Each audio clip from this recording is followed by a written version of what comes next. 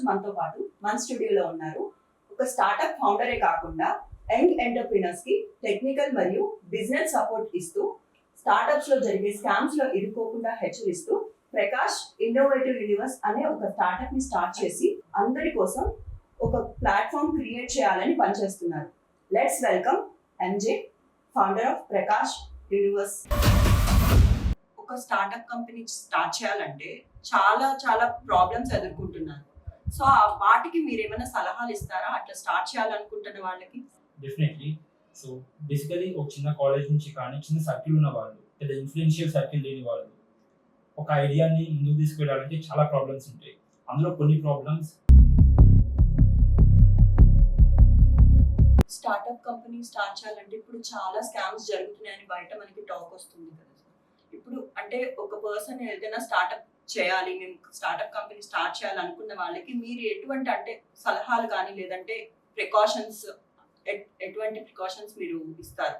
డెఫినెట్గా. సో మేము Prakash innovative universe start చేసేటప్పుడు మాకున్న 3 మెయిన్ ఆబ్జెక్టివ్స్లో one of the main objective scams. Entrepreneur success అవ్వడానికి మన ఎడ్యుకేషనల్ ఇన్స్టిట్యూట్స్ ఎంతవరకు హెల్ప్ చేయగలరు? డెఫినెట్లీ చాలా హెల్ప్ చేయగలవు. ప్రాపర్ ఎడ్యుకేషన్ సిస్టమ్ ఉంటే, ఎడ్యుకేషన్లో అకాడమిక్స్తో పాటు ఎంటర్‌ప్రెన్యూర్‌షిప్ కూడా ఒక కరికులం కానీ ఉంటే చాలా మందికి హెల్ప్ అవుతుంది. ఫర్ ఎగ్జాంపుల్ సార్, ఇప్పుడు ఒక స్టార్టప్ కంపెనీ స్టార్ట్ చేయాలంటే ఫండింగ్ అనేది చాలా ఇంపార్టెంట్ మనకి. అది రావడం చాలా కష్టం. సో మనకి ఫండింగ్ ఈజీగా రావడానికి ఏదైనా టిప్స్ కానివ్వండి లేదంటే ఒక గైడెన్స్ అనేది చెప్తారా? డెఫినెట్గా. సో ఆఫ్టర్ 2016 స్టార్టప్ ఇండియా అనేది స్టార్ట్ అయిన తర్వాత ఇలాంటి స్కామ్స్ ఇంకెవరు పడకూడదని చెప్పి ఎంతవరకు వీలైనంత వరకు మనం ప్రయత్నించాలి. అండ్ ఆన్ లైవ్ మనం ఇప్పుడు మళ్ళీ ట్రై చేద్దాం వాళ్ళకి. వాళ్ళు చెప్పే కథలు మనం కూడా విందాం. Hello hello Am I speaking to Nandita? I'm MJ from Prakash Innovative Universe. I hope you remember me. Yes, sir. Sorry. You said you will come back, you will call back after half an hour. It's been 1 month. You did not responded to my mail.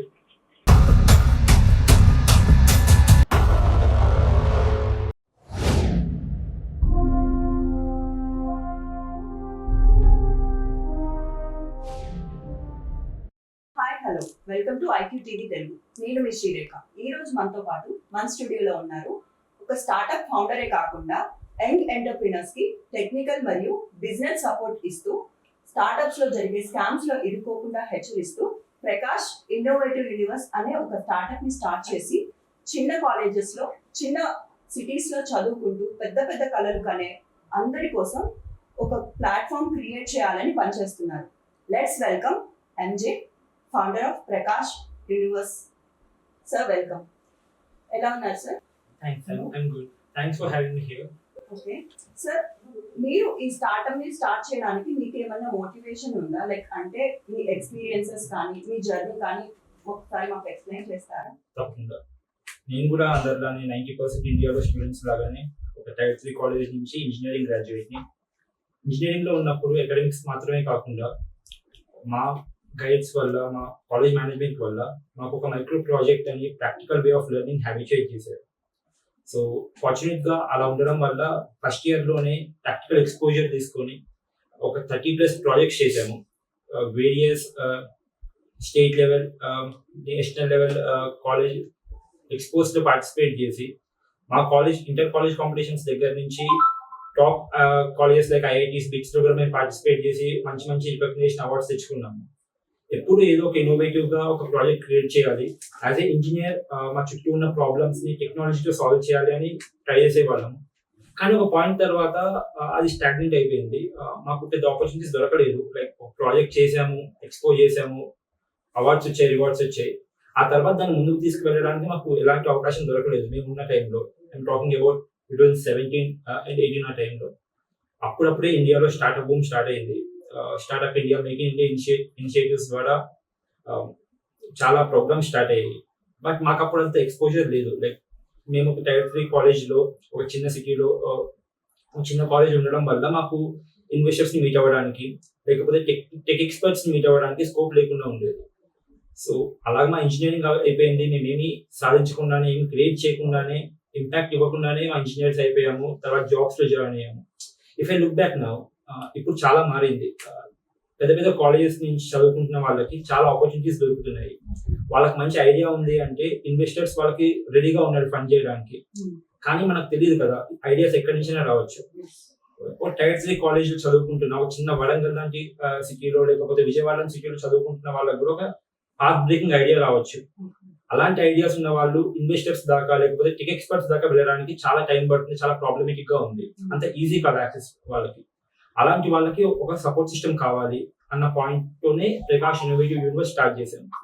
So మేము అలాంటి వాళ్ళని తీసుకొని like మనం approach అయిన వాళ్ళకి ఒక ఐడియాతో వస్తే వాళ్ళ ఐడియా టెక్నికల్లీ ఫీజిబుల్లా కాదా, ఎంత ఖర్చు అవుతుంది, నిజంగా అది ఒక ప్రాబ్లమ్ సాల్వ్ చేస్తుందా లేదా, ఇలాంటి వేరియస్ ఫ్యాక్టర్స్ లో అనలైజ్ చేసి వాళ్ళకి ఒక ప్రాపర్ రూట్ మ్యాప్ ఇస్తాము.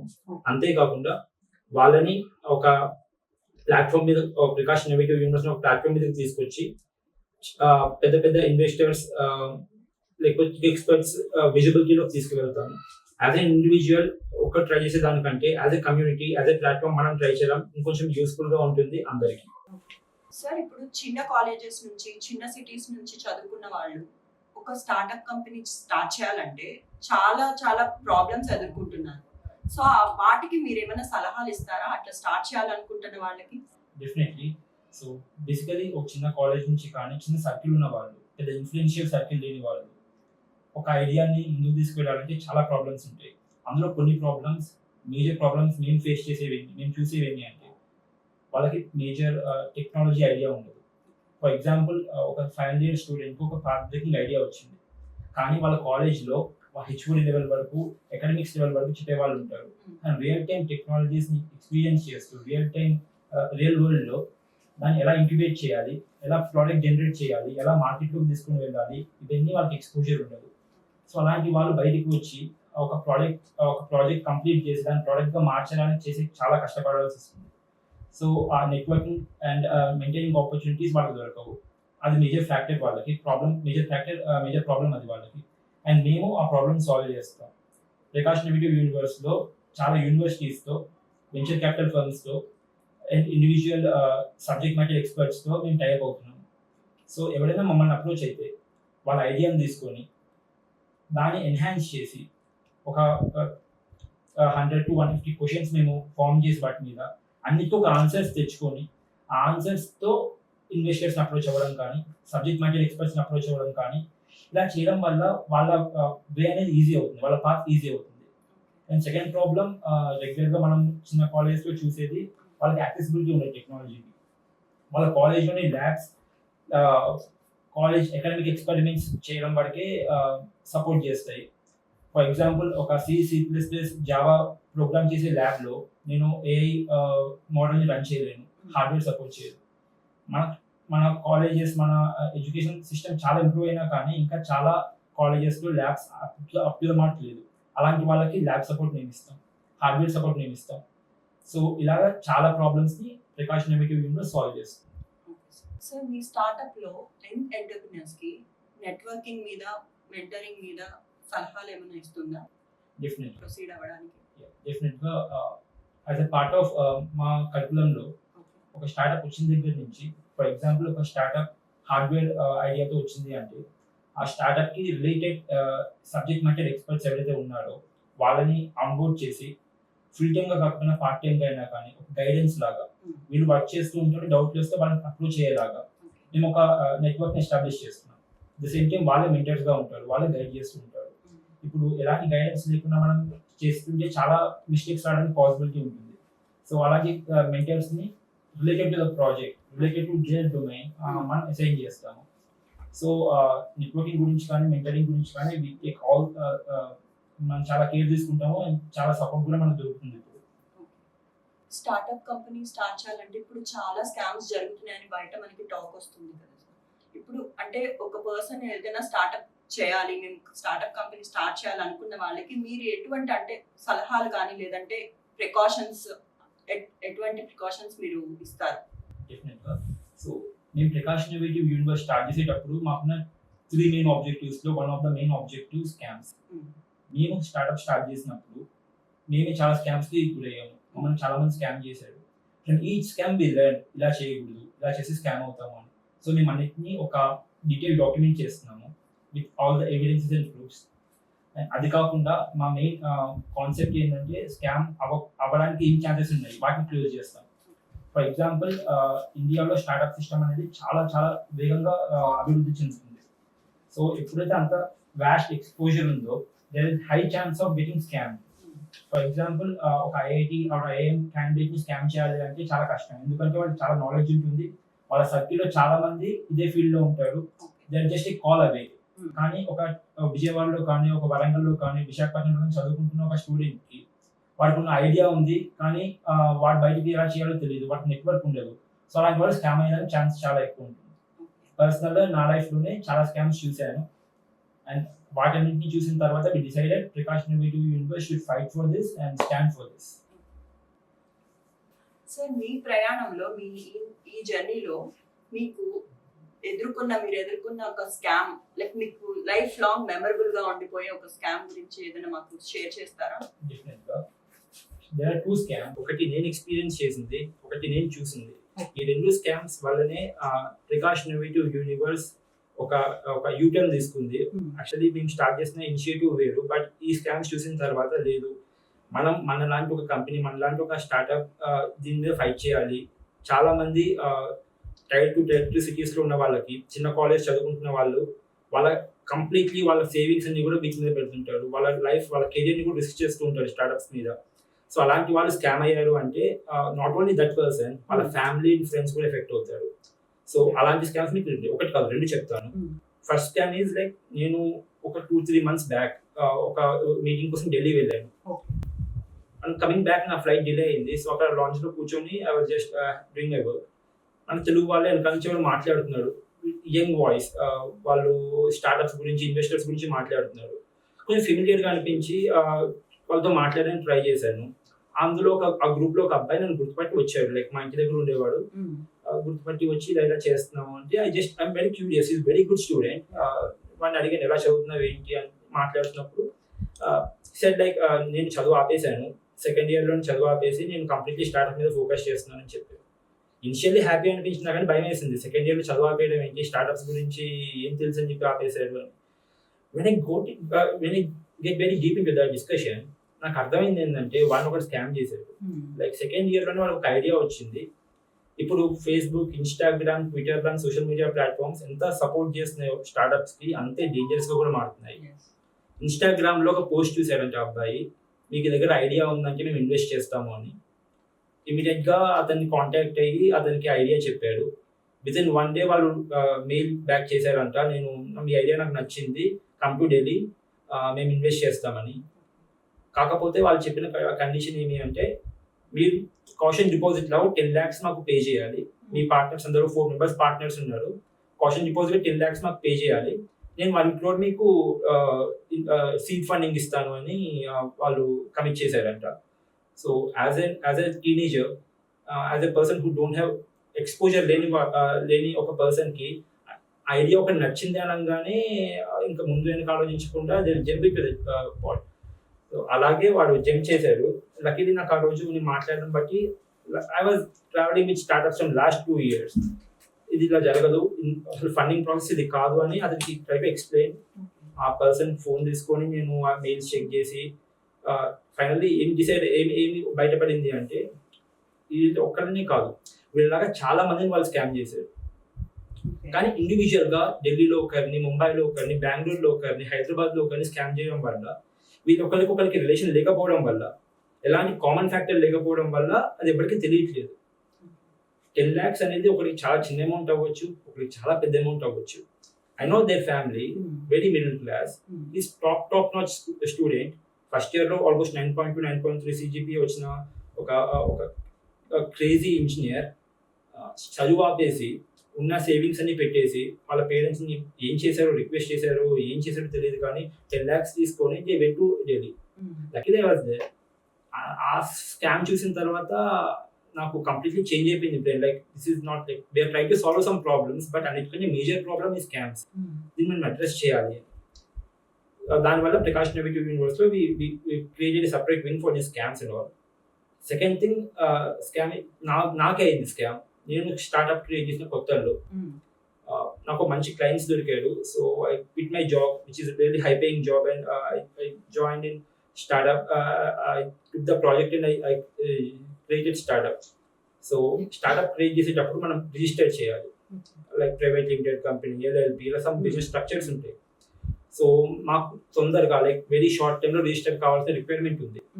లోకల్గా చాలా మందిని అడిగితే 10 days పడుతుంది, 15 days పడుతుంది. సమ్ అమౌంట్ ఎక్కువ అమౌంట్ చెప్పారు.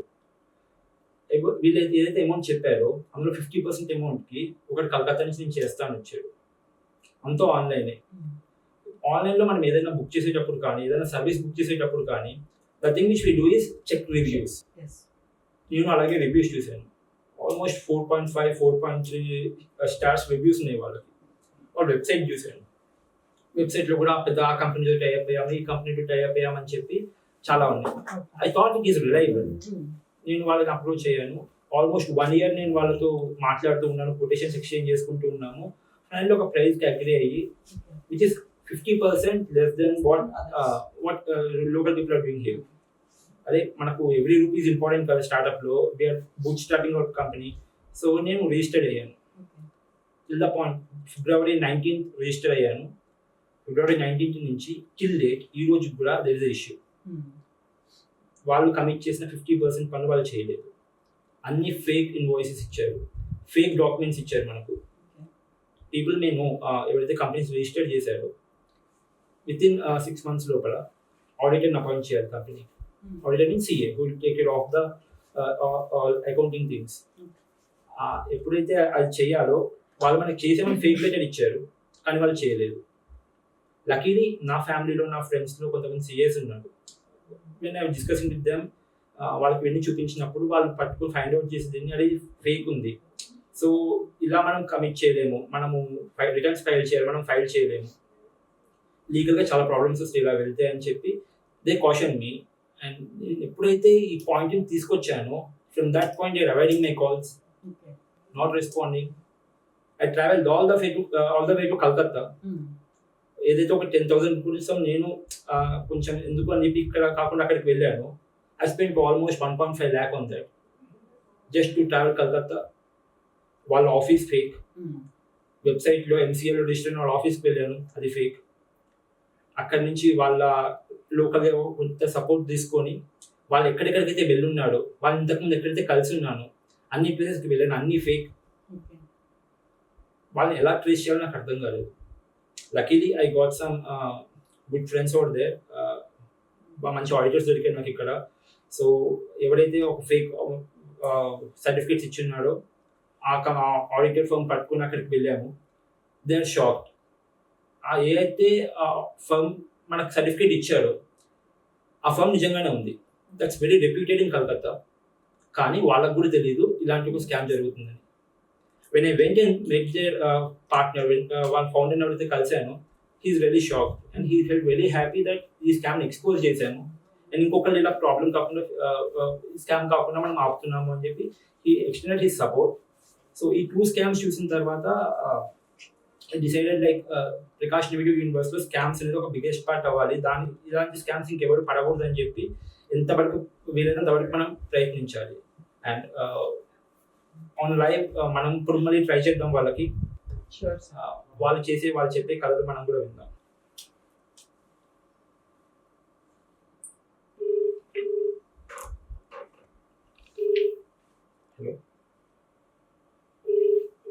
Hello hello Hello? am I speaking to Nandita? I'm MJ from Prakash Innovative Universe. I hope you remember me. Yes, sir. Tell me. You said you will come back, you will call back after half an hour. It's been 1 month. You did not responded to my mail regarding auditor filing. Anything I'm sorry for the I wasn't recognized. Is there anything pending from my side? Everything is pending from your side, right? Did you file ADT1 for our company? He was like contact with Rahul sir, right? Rahul is not responding, right? That's what I spoke with you last month. I said I will come to Calcutta. I asked your office address. You said you are working from home.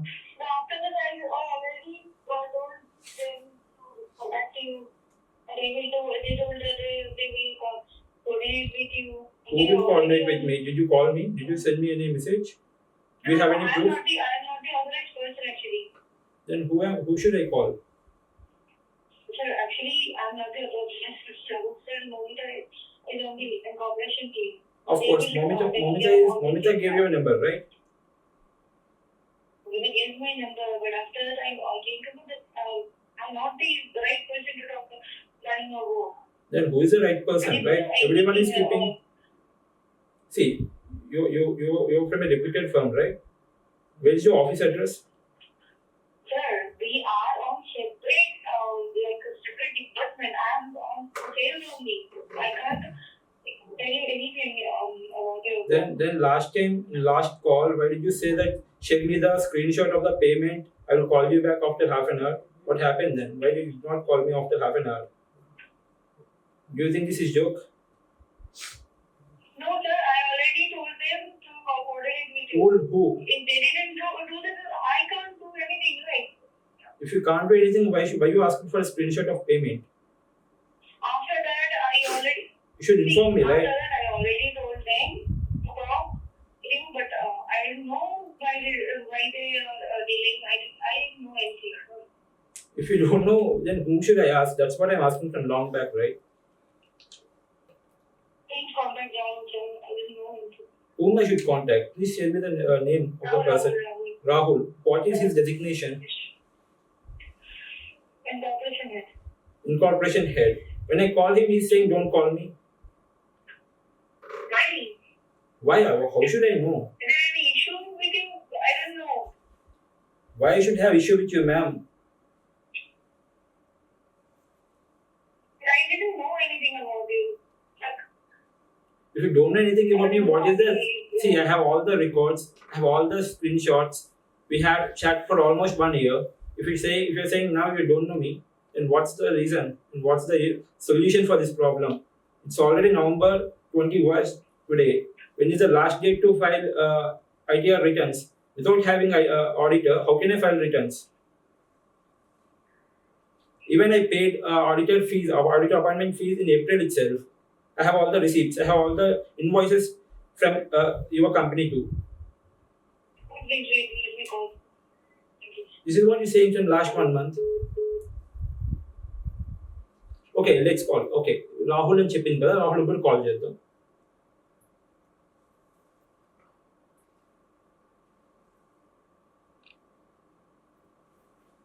যে নম্বরে আপনি call করেছেন সেটি বর্তমানে ব্যস্ত আছে। অনুগ্রহ করে কিছুক্ষণ পরে চেষ্টা করুন।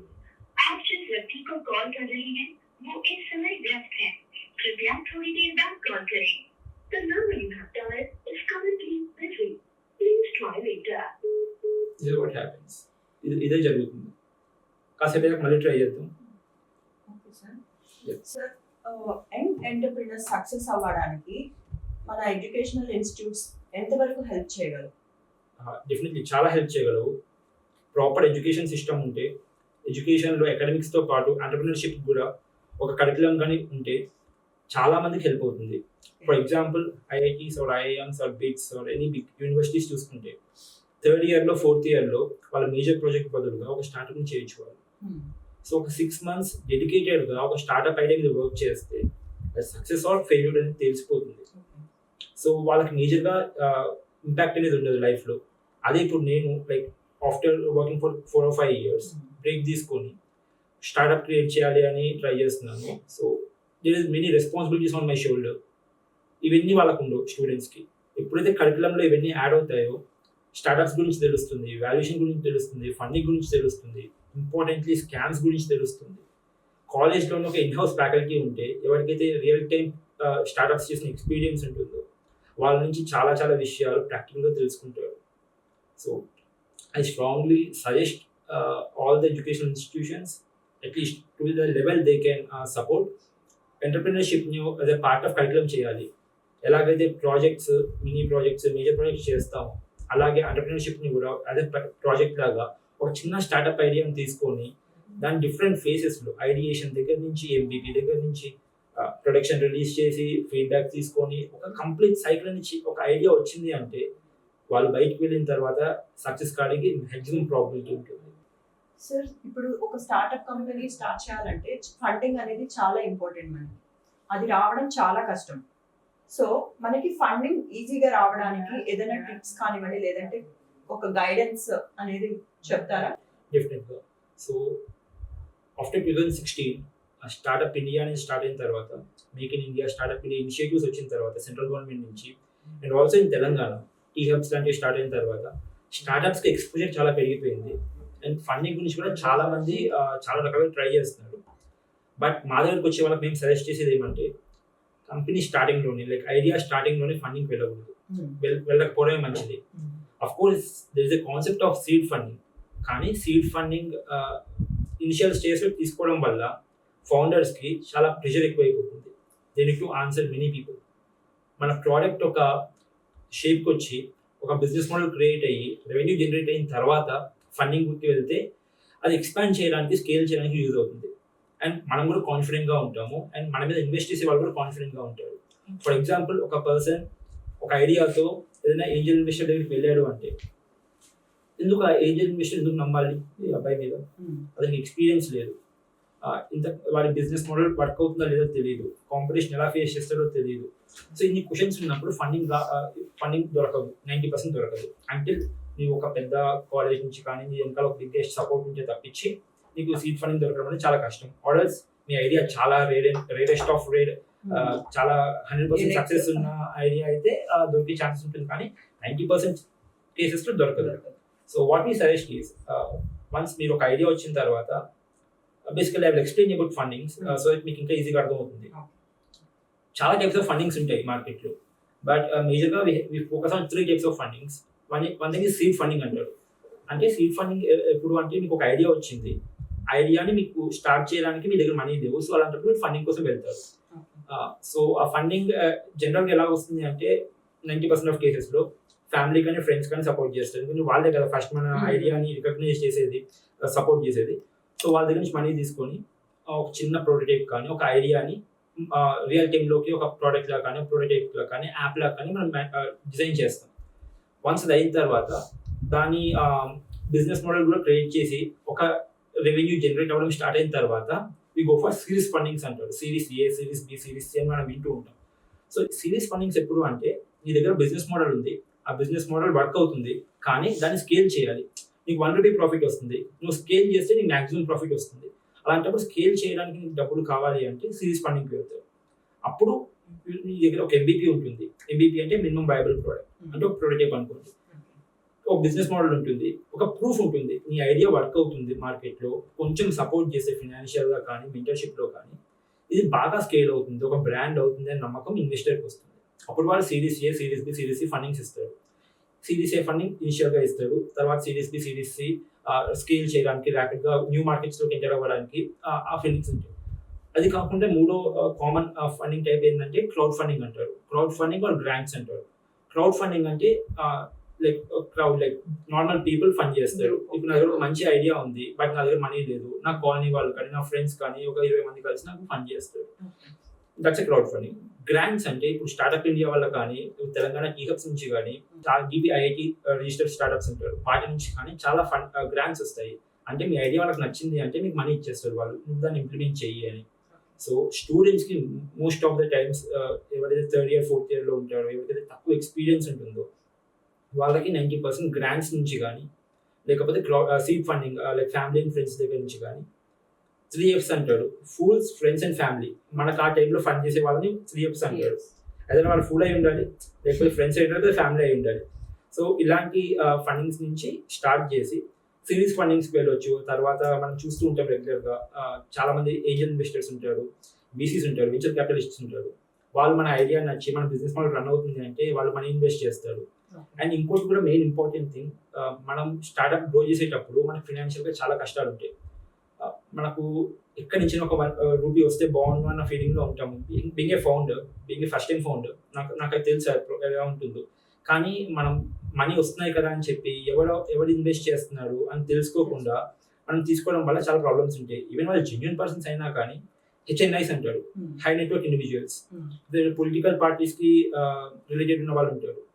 ఫర్ ఎగ్జాంపుల్ వాళ్ళు కానీ ఇన్వెస్ట్ చేశారు అంటే వాళ్ళు మంచి ఇంటెన్షన్తో ఇన్వెస్ట్ చేసినా కానీ లేకపోతే నెక్స్ట్ సిరీస్ ఆఫ్ ఫండ్స్ నువ్వు రేజ్ చేయాలి అంటే నీకు అది ప్రాబ్లం కావచ్చు.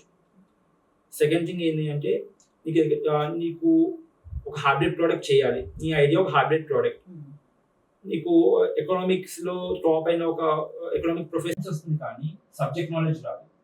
వేరాస్ హైబ్రిడ్ ప్రోడక్ట్ ఇంతకుముందు చేసిన ఇన్వెస్టర్ కానీ ఉన్నారు అంటే మనీతో పాటు ఫినాన్స్తో పాటు సబ్జెక్ట్ నాలెడ్జ్ వస్తుంది, గైడెన్స్ వస్తుంది, మెంటర్షిప్ వస్తుంది. So when you're choosing your investors you should be very careful. That's suggestion from our side. మా దగ్గర ప్రకాష్ ఇన్నోవేటివ్ యూనివర్స్లో 90% ఆఫ్ ద కేసెస్లో ఫండింగ్కి పోకుండా బూట్ స్ట్రాప్తోనే ప్రాజెక్ట్ చేయాలి, కంప్లీట్ చేయాలి ప్రోడక్ట్. అట్లీస్ట్ MVP దాకా అయితే ఫండింగ్ వెళ్ళకూడదు అనేది మేము సజెస్ట్ చేస్తాం. MVP వచ్చిన తర్వాత ఆ ప్రోడక్ట్కి రిలేటెడ్గా ఉన్న ఇన్వెస్టర్స్ మా సర్కిల్ ఎవరైతే ఉంటారో వాళ్ళ దగ్గరికి వెళ్ళి పిక్ చేస్తాము. అలాగా స్టెప్ బై స్టెప్ ఎన్హాన్స్ చేయడానికి ప్రాజెక్ట్ గ్రోత్ని మేము హెల్ప్ చేస్తాం. సార్, యంగ్ ఎంటర్ప్రినర్స్ యొక్క ఫ్యూచర్ పొటెన్షియల్ గురించి మీ అభిప్రాయం ఏంటి? ఎస్, when we compare 2016 నుంచి మనం కంపేర్ చేసుకుంటే 2016లో we have around 450 startups. Guess now ఇప్పుడు ఎంత ఉంటాయో తెలుసు? అరౌండ్ ఒక 10,000 ఉండొచ్చు. 128,000% increase అయింది. Oh my God. We have almost 1.28 million startups in India right now. Just imagine the flow, exponential growth in the startup ecosystem. తెలంగాణలో కావచ్చు, ఇండియా వైడ్ కావచ్చు, the schemes which are giving support to the young entrepreneurs. ఇప్పుడు universities కూడా like top colleges చెప్పినట్టు బిగ్స్ పిలాని కానీ IITs కానీ IIMs కానీ చాలా సపోర్ట్ చేస్తుంది ఎంటర్ప్రెన్యూర్షిప్కి. అండ్ యంగ్ ఎంటర్ప్రెన్యూర్స్కి ఎవరైతే టాప్ లేయర్లో ఉన్నాడో, టాప్ కాలేజెస్ నుంచి ఉన్నాడో వాళ్ళకి చాలా సపోర్టింగ్గా స్కోప్ దొరుకుతుంది. ఎవరైతే Tier 3, Tier 2 కాలేజెస్లో ఉన్నాడో వాళ్ళ కోసం మేము సపోర్ట్ చేస్తున్నాం. So I can strongly say that coming decade should be amazing for Indian startup ecosystem. As of now, India is third biggest startup ecosystem after US and China. And I strongly believe and I strongly want India to be top one. Of course, it's Is not that very. possible, sir? It is definitely possible, not immediately, but definitely. Okay. That's what I can say. ఎందుకంటే చాలా mind set మారుతుంది ఇప్పుడు. ఇంతకుముందు engineering అవ్వగానే like inter అవ్వగానే we have two options, Yes. doctor or engineer. Engineering అవ్వగానే we have only option software. Software. ఇప్పుడు అంతా మారుతుంది. ఎవరైతే ఇంజనీర్స్ అనే కాదు, గ్రాడ్యుయేట్స్ అందరూ కూడా ఒక మంచి నోబెల్ కాజ్ కోసం ఒక నోబెల్ ఐడియా తీసుకొని ఒక ప్రాబ్లమ్ సాల్వ్ చేయాలి అని చాలా ట్రై చేస్తున్నారు. And of course the shift is there. Hopefully coming decade we can see a significant number of startups increase, and also we have more than 100 unicorns in India right now. And in coming decades it will be 1,000 definitely. And అవ్వడానికి మా వంతు సాయం డెఫినెట్గా Prakash innovative university నుంచి Tier 2, Tier 3 సిటీస్లో ఉన్న వాళ్ళకి కానీ కాలేజెస్లో ఉన్న వాళ్ళకి కానీ we're there. That's what you can say.